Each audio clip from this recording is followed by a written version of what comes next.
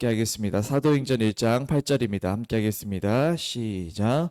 오직 성령이 너희에게 임하시면 너희가 권능을 받고 예루살렘과 온 유대와 사마리아와 땅끝까지 이르러 내 증인이 되리라 하시니라.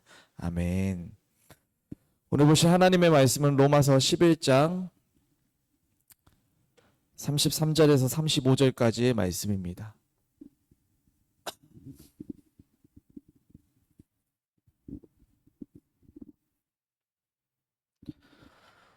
로마서 11장 33절에서 35절까지의 말씀, 신약성경 255페이지입니다.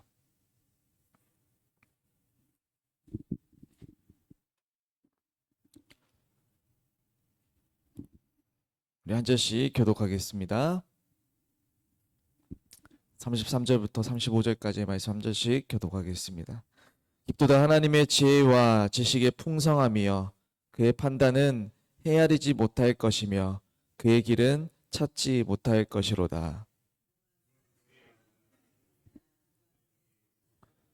함께 읽겠습니다. 시작. 누가 주께 먼저 드려서 갚으심을 받겠느냐. 아멘. 오늘은 기쁘심을 인정하는 믿음이라는 말씀 제목으로 우리 로마서를 또 살펴보도록 하겠습니다. 로마서 1장부터 10장까지 바울의 신학적인 대작을 매주 월요일마다 살펴보고 있습니다. 인간의 죄, 또 하나님의 의, 그리고 예수 그리스도의 죽으심과 부활하심, 그리고 믿음으로 얻는 구원, 그리고 유대인의 무너짐과 이방인의 구원까지 마치 거대한 하나님의 구원의 그 여정을 우리는 하루하루 걸어가고 있습니다. 특별히 오늘 본문은 사도 바울이 지난 1장부터 10장까지의 말씀 중에서 구구절절 계속해서 설명해 왔었는데 오늘은 그것을 멈추고 갑자기 찬양을 드리는 말씀입니다. 우리 33절 한 번만 더 읽겠습니다. 33절입니다. 시작. 깊도다 하나님의 지혜와 지식의 풍성함이여 그의 판단은 헤아리지 못할 것이며 그의 길은 찾지 못할 것이로다. 아멘. 무슨 말이냐면 신학의 마지막은 머리로 끝나는 것이 아니라 하나님을 향한 경배와 찬양으로 그리고 무릎을 꿇고 엎드리면서 하나님을 높여드리는 것으로 끝이 나야 한다라는 것을 결론적으로 이야기합니다. 그래서 오늘 우리가 이 말씀을 통하여서 부유하고 또 깊고 또 풍성하신 그 하나님의 거룩한 은혜와 사랑 그리고 우리에게 베풀어 주신 놀라운 구원의 섭리와 또 그 은혜를 깨달은 우리가 어떻게 반응해야 하고 또 어떻게 하나님을 찬양하며 나아가야 하는지에 대해서 두 가지로 살펴보도록 하겠습니다. 첫 번째로는 하나님의 구원의 계획의 신비함을 우리가 찬양할 수 있다라는 것입니다. 로마서 11장 11절 말씀을 보면 이렇게 말씀합니다. 제가 읽겠습니다. 그러므로 내가 말하노니 그들이 넘어지기까지 실족하였느냐. 그럴 수 없느니라. 그들이 넘어짐으로 구원이 이방인에게까지 이르러 이스라엘로 시기나게 함이니라 라고 말씀합니다. 무슨 말이냐면 유대인들이 복음을 거부하지 않았습니까? 유대인들이 예수 그리스도를 십자가에 못 박아 죽이지 않았습니까? 또 유대인들이 그리스도인들을 핍박했습니다. 그로 말미암아 어떻게 되었냐면 그리스도인들이 그 핍박으로 인해서 이곳저곳으로 흩어지게 되었습니다. 그런데 그 흩어짐으로 끝나는 것이 아니라 그들이 그 흩어진 곳에서 복음을 증거하고 또 예수 그리스도의 그 복음을 전하면서 결국엔 유대인들이 넘어짐이 이방인들의 구원으로 이어졌고 이방인들의 그 구원의 역사로 인해서 다시 유대인들이 영적인 시기와 질투 그리고 다시금 회복되어지는 그런 놀라운 역사가 이어졌다라는 것입니다. 도저히 인간의 계산으로는 이해할 수 없습니다. 그저 놀라운 하나님의 구원의 역사이고 구원의 드라마입니다. 우리는 종종 하나님 앞에 무릎 꿇고 이렇게 묻습니다. 하나님, 왜 제게 이런 일이 일어났습니까? 하나님, 왜 제 삶에 늘 어려움만 있습니까? 라고 묻습니다. 그러나 사도 바울은 그런 질문 앞에서 어떻게 이야기하고 있냐면 깊도다 라고 말씀합니다. 깊도다, 하나님의 지혜와 하나님의 지식의 풍성하며 라고 말씀합니다. 우리는 다 설명할 수 없고 또 다 이해할 수 없는 삶의 형편들을 만납니다.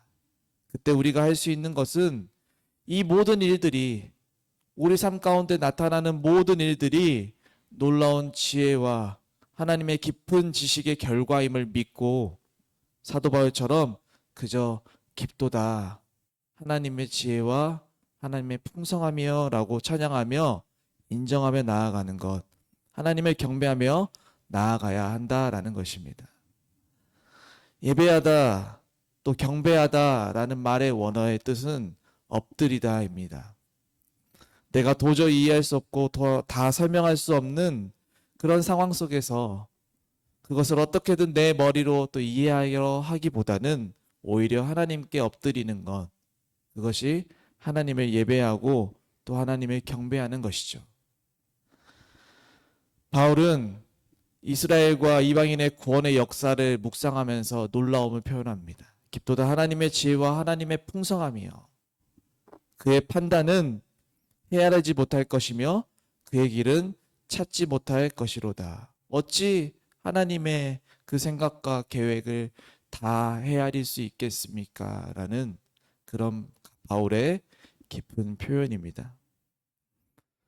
우리가 종종 부르는 찬양 가사 중에 그의 생각 셀 수 없고 또 그의 자비 무궁하며 그의 성실 날마다 새롭고 그의 사랑 끝이 없단다 라고 찬양을 합니다.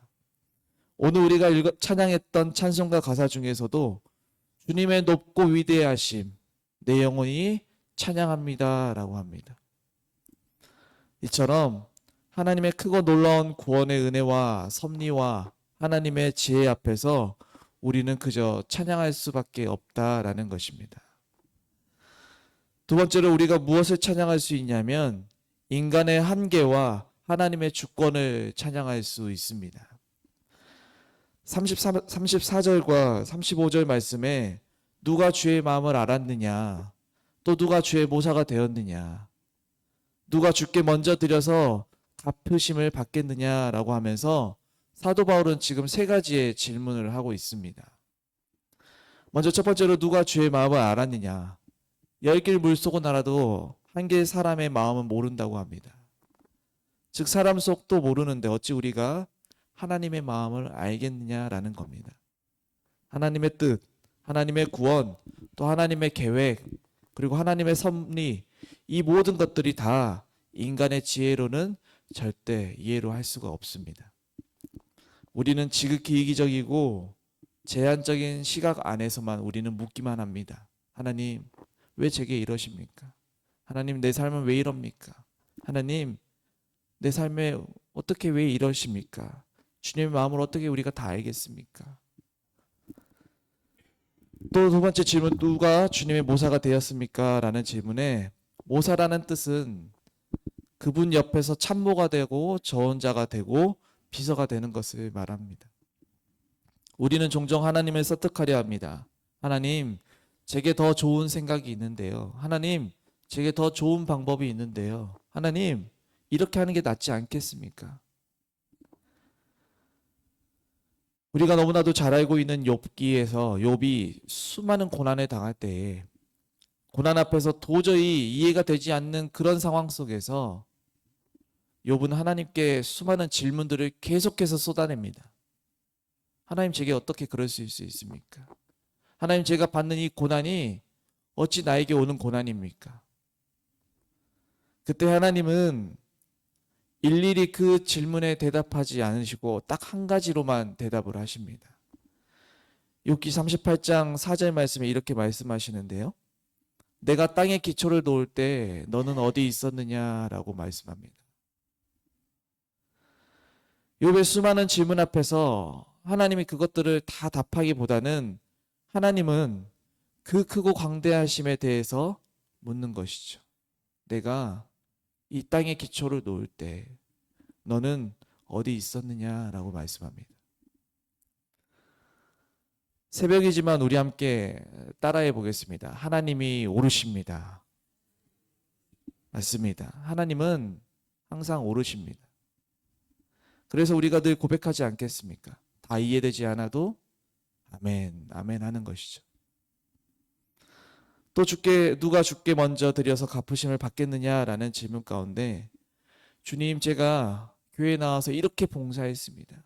제가 주님 이렇게 헌금을 드리지 않습니까? 주님, 제가 이렇게 이른 아침에 나와서 새벽을 깨우고 주님 앞에 기도하지 않습니까? 그러니까 제 기도 들어주셔야 되지 않겠습니까? 하나님 이것 해결해 주셔야 되지 않겠습니까? 라는 마음 우리에게 있지 않겠습니까? 그러나 우리가 꼭 기억해야 할 것은 하나님은 결코 인간에게 빚지지 않으십니다.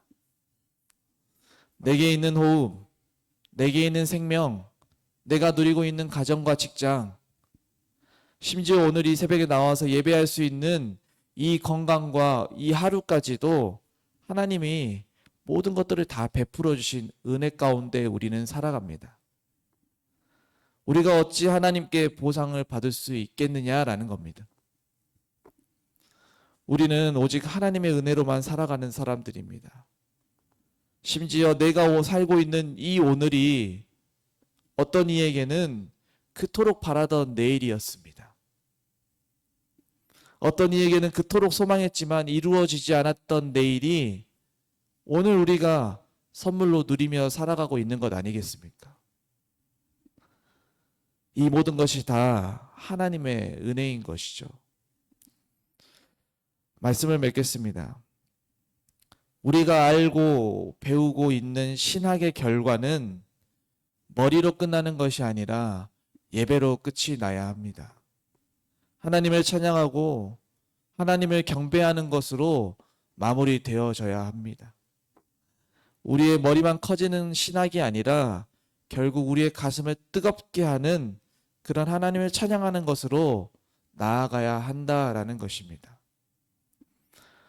내 삶의 주인은 하나님이시고 또 내가 가진 건강, 내가 가진 삶의 모든 시간, 내가 누리고 있는 이 모든 가정과 사역과 직장과 모든 것들이 내 것이 아니라 하나님의 것임을 우리가 인정하며 나아갈 때에 어떤 고난 속에서도 우리는 하나님을 찬양할 수 있을 줄 믿습니다. 비록 다 이해할 수 없고 다 설명할 수 없는 상황과 아픔을 우리는 만나고 그것에 대해서 힘들어할 때가 있습니다.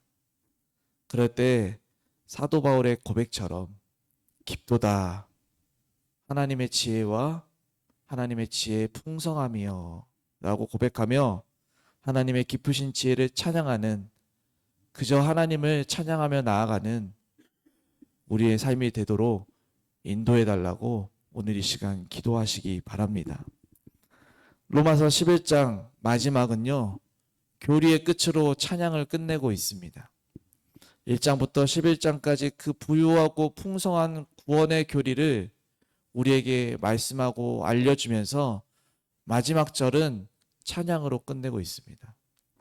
우리 36절입니다. 마지막 절 36절 우리 한번 마지막으로 읽고 마무리하겠습니다. 함께 읽겠습니다. 시작. 이는 만물이 주에게서 나오고 주로 말미암고 주에게로 돌아감이라. 그에게 영광이 세세에 있을지어다. 아멘. 우리의 신앙의 결론도, 우리의 인생의 결론도 이렇게 되길 바랍니다. 그래서 우리가 오늘 하루의 가장 첫 시간을 우리가 이렇게 예배로 드리고 있는데, 오늘 하루를 마무리하고 주님께 모든 것들을 다 드리고 주님께서 세워주신 그 각자의 자리에서 최선을 다하고 삶 가운데 마무리하는 그 침실에 딱 누웠을 때에 하나님, 오늘 하루도 하나님의 역사 속에, 하나님의 계획하심 속에 우리를 사용해 주셔서 감사합니다 라고 하나님을 찬양하며 하나님을 경배할 수 있는 그런 고백이 흘러나올 수 있는 오늘 하루가 되었으면 좋겠습니다. 기도하겠습니다. 하나님 감사합니다. 하나님의 지혜와 하나님의 지식이 얼마나 풍성한지 그 깊은 은혜를 다 헤아리지 못할 우리들이지만 우리를 사랑하시고 또 우리를 용납하시고 또 우리를 구원하여서 하나님의 자녀로 삼아주심에 참으로 감사합니다. 오늘도 하나님의 구원의 은혜에 감사와 감격으로 찬양하는 우리의 삶이 될 수 있도록 주여 붙들어 주시고 인도하여 주시옵소서. 때론 다 이해되지 않는 삶의 고난 속에서도 하나님의 크신 계획과 섭리를 신뢰하며 나아가게 하시고 그래서 끝내 하나님을 찬양하며 하나님을 예배하며 하나님을 경배하는 삶이 우리의 삶의 마무리가 될 수 있도록 은혜를 베풀어 주시옵소서. 감사를 드리며 예수님의 이름으로 기도드리옵나이다.